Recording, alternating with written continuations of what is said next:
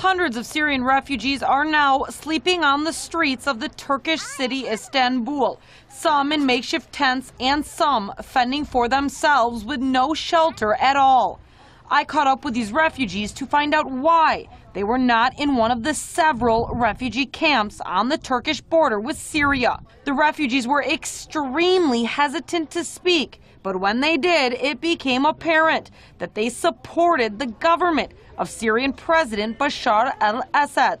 But it was also very clear that they were afraid to say it while on Turkish soil. We were all in the Syrian army. One day my children will be in the army too. They destroyed our country. When we arrived at one of the parks that the refugees were stationed at, along with their children, one man threatened to break the camera if we continued filming.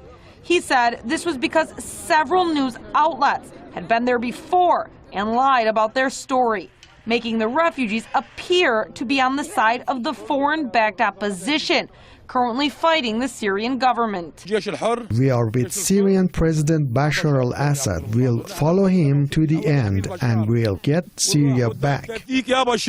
Refugees like these can be seen all over Istanbul.